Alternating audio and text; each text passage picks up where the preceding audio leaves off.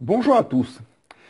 Ça fait déjà quelques temps, les derniers articles que je vous ai parlé, je vous ai beaucoup parlé de vente directe, de statut VDI, d'un certain nombre d'éléments administratifs qui fait qu'on a vraiment l'impression que cette activité s'adresse essentiellement à des gens qui veulent faire de la vente. Il n'y a rien de plus faux, en fait, compte. Parce que c'est vrai qu'il y a plusieurs catégories de personnes qui vont être intéressées par la vente directe en réseau, ou plus précisément par le marketing relationnel, par marketing de réseau. C'est-à-dire que oui, bien sûr, vous avez des produits, donc il va y avoir des gens qui vont être intéressés par la vente. Il se trouve que bon, avec la société avec laquelle je travaille, il y a un certain nombre de produits différents. Si vous travaillez dans une société qui est monoproduit, eh ce sera un seul produit à distribuer. Mais vous allez avoir des gens qui vont tellement adorer les produits ou le produit qu'ils vont vraiment avoir envie de le vendre et créer un revenu avec ça. Et c'est-à-dire qu'à un bout d'un moment, peut-être ça va devenir même leur source de revenus principale, c'est-à-dire qu'ils vont mettre en place un réseau de clients qui va être supérieur à quelque chose de peut-être 20, 30, 40, 50, 100 clients. Bien sûr, ils ne vont pas les voir tous les mois, mais qui vont les voir régulièrement et qui vont avoir une base de clients importante qui va leur permettre de pouvoir générer 500, 600, 800, 1000, 1200, 2000 euros de revenus rien qu'en distribuant les produits. Et ça, c'est la première catégorie. C'est la catégorie de personnes qui sont intéressées sur le fait de pouvoir créer une source de revenus à partir de la commercialisation du produit. Et c'est pas les gens qui vont faire ça, ne sont pas forcément des gens qui se disent aujourd'hui je suis vendeur. Donc c'est vrai que c'est une catégorie de personnes qui vont être intéressées par le fait de pouvoir commercialiser les produits et de pouvoir faire connaître les produits autour d'eux parce qu'ils les trouvent géniaux. Voilà. Donc ça c'est la première catégorie de personnes qui vont pouvoir être intéressées par cette activité. La deuxième catégorie de personnes, j'aurais tendance, c'est simplement les gens qui veulent consommer moins cher, les consommateurs. C'est-à-dire qu'ils vont trouver intéressants vos produits, mais ils sont malins, ils ont envie de payer moins cher les produits. Donc ils vont soit prendre un contrat de client privilégié, soit ils vont prendre un contrat de distributeur parce qu'ils se disent, bon, pourquoi pas, hein, ça permet d'avoir des ristournes, de pouvoir avoir d'autres avantages en fonction des compagnies. C'est vrai que les avantages sont différents. Donc là, c'est des consommateurs, mais qui vont quand même prendre une licence ou qui vont prendre un statut de client privilégié. Et donc ça, c'est la deuxième catégorie de personnes.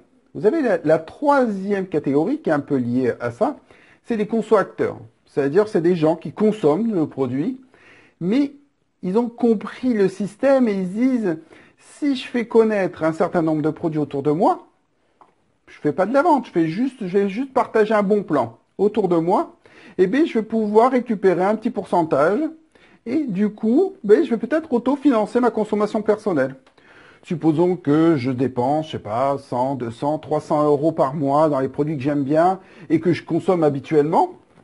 Eh bien là, en étant conso-acteur, je vais pouvoir les partager autour de moi et avoir quelque chose, du coup, d'avoir les produits autofinancés. Et ça commence à être pas mal. Donc ça, c'est une catégorie de personnes qui sont intéressées simplement d'avoir des bons plans, de pouvoir les partager et pouvoir être rémunérés pour ça. Et ça, c'est simplement des conso-acteurs. Donc ça, c'est pas mal du tout. Et souvent, un consommateur va devenir un conso-acteur petit à petit.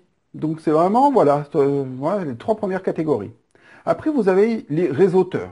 Là, ils ont compris tout de suite, vous leur avez fait l'explication du plan marketing, et ils ont bien compris l'effet de levier du marketing de réseau. Ils ont bien compris que s'ils mettaient en place une organisation, eh bien, ils allaient pouvoir jouer sur l'effet de levier, et même s'ils allaient toucher un petit pourcentage sur le chiffre d'affaires global de leur groupe, de leur organisation, eh bien, ça permettait de créer un revenu récurrent.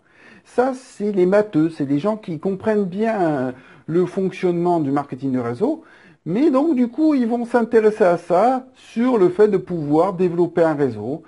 Alors, souvent, les réseauteurs sont plutôt des conso-acteurs, c'est-à-dire ça va être plutôt des gens qui vont pouvoir mettre en place une consommation personnelle et déjà, rien qu'avec leur consommation personnelle et quelques clients, ils vont pas aller très très loin au niveau de la clientèle, ils vont pouvoir développer un réseau parce que comme souvent il faut justifier d'un chiffre d'affaires, eh bien, ils vont justifier de ce chiffre d'affaires grâce à leur consommation et leurs 2, 3, 4, 5 clients, peut-être 10 clients qui voient régulièrement ou simplement parce que ils font des ventes ponctuelles en fonction des produits qu'ils ont avec eux.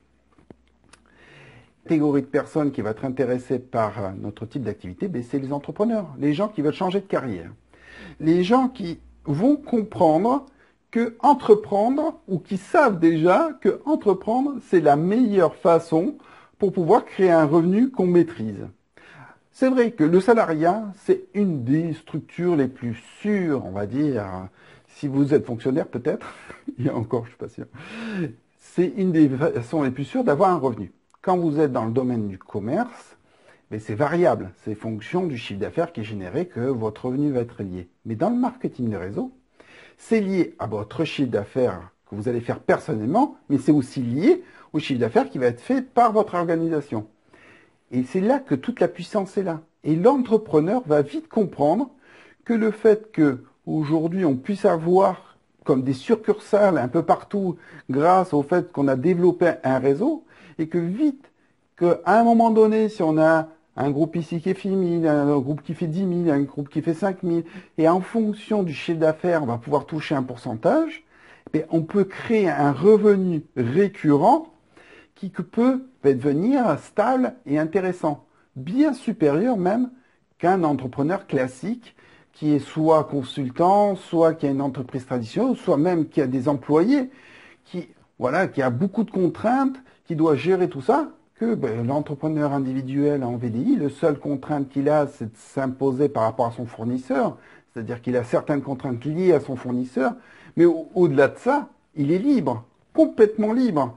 Il peut développer son activité, il peut faire en sorte d'avoir 10, 20, 100, 1000, 10 000, 100 000 distributeurs avec qui il travaille, et que chacun de ces 100 000 distributeurs ait 5, 10, 15, 20 clients.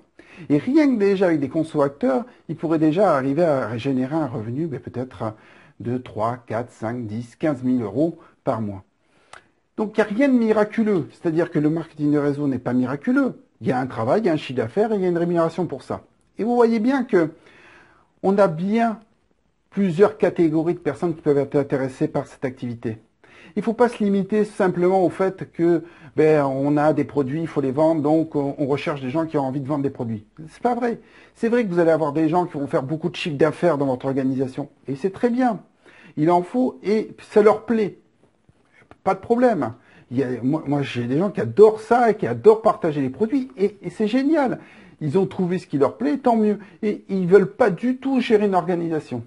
Il y en a d'autres, gérer plus de 100 clients, pour eux ça a l'air inaccessible. Mais par contre, gérer une petite équipe de 10-15 personnes qui commencent à consommer les produits, à pouvoir apprécier les produits, ça, ils s'y retrouvent. Donc, il faut vraiment comprendre que il ne faut pas se limiter. C'est-à-dire que c'est vrai qu'il y a un statut et il est important de savoir certains éléments sur le statut. On a un statut qui est avantageux parce que le statut VDI est un statut avantageux. Mais une fois qu'on sait que ça existe, on met ça de côté et vendeur à domicile indépendant, c'est juste un terme. C'est juste un terme d'encadrement. C'est comme les gens ils vous disent je suis entrepreneur, je suis auto-entrepreneur. Alors, j'adore quand les gens me disent je suis auto-entrepreneur. D'accord, tu fais quoi?